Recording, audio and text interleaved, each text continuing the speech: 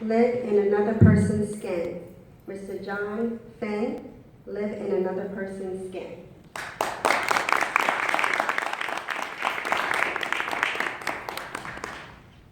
Before I was married, I hung out with a lot of friends. My favorite was this group that we hung out several times a week playing volleyball and having social interactions. And my absolute favorite day was Saturdays. We played beach volleyball. Picture the sand between your toes, the sun on your face, a lot of trash talking, and laughter. That was my favorite thing, because this was a good group of people. Of all those times, there was one Saturday in particular I will never forget. On this Saturday, it was a fabulous day.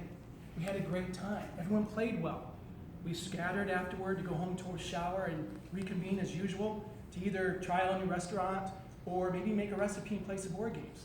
This night, we took a look at each other and we thought, damn, we look good. We're single, let's go out. We went to the place, we got the prime table. Everything was perfect. Picture, back here was the bar, a little walk area, and then our table. A little railing behind us, and down below, all the other tables. We were in the center of everything. We felt like kings and queens. We saw everyone and everyone saw us.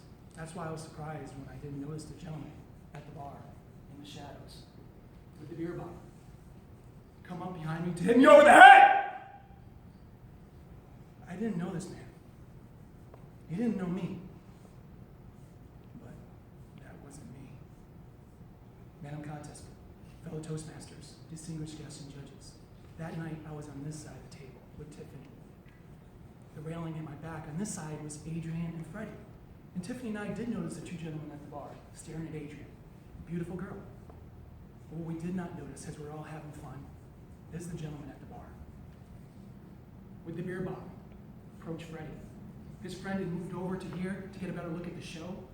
And as he came up to Freddie, I'll never forget two things. It happened so quickly, but I still see those two things today. One was his face. As he came with that beer bottle, he had such a look of anger, of disdain, of hatred. I can't forget it. The second thing I'll never forget is the reaction. Freddie somehow, out of the corner of his eye, had seen this coming. Before it could hit him, he grabbed the one hand. The other hand, he grabbed the man by the throat and put him against the bar. Complete control. The gentleman's friend, after a little bit of shock, tried to intervene, and our friend stopped him. Whoa, pushed him as far as to stay out of it.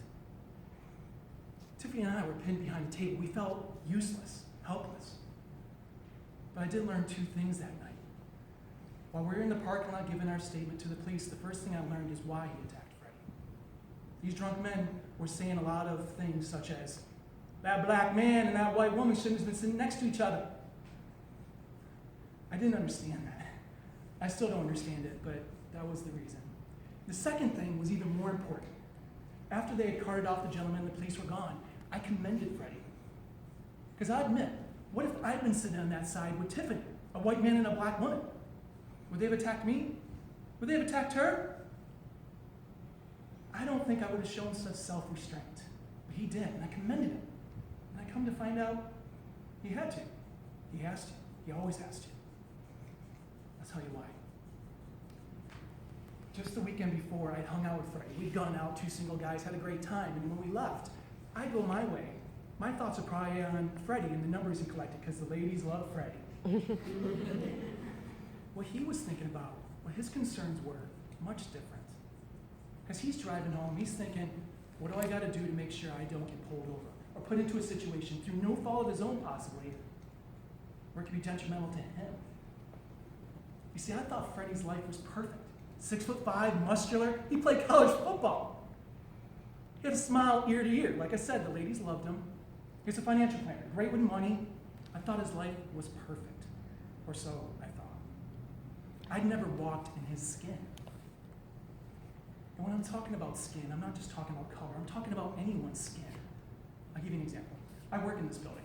Many nights, I have to work late. I walk downtown in the dark, and I think nothing of it.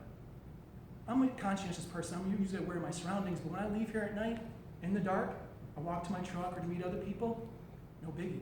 But the other day, I try to put my mind in the skin of my daughter. She's 16. What if she worked downtown? She's going to have a job soon, and I literally tried to walk in her skin. A smaller, young female. It makes me shiver. Because now I see things in the shadows when I put my mindset in her. Because you don't know what others have to experience, what others have to think about. Do me a favor. Look around you. Pick someone.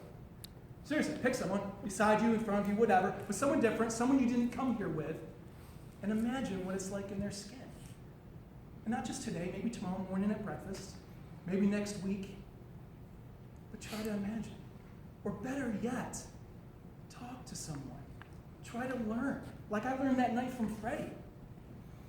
You don't know what others have to endure, what others have to think about, what it's like to be other people. We all should learn that. Because today, you all learned something. And I'll tell you what that is. You've probably heard walking a mile in someone else's shoes. That doesn't sound so bad. What you've learned is walking a mile in someone else's skin can mean so much more. You see, you can always take off the shoes. You can't move your skin.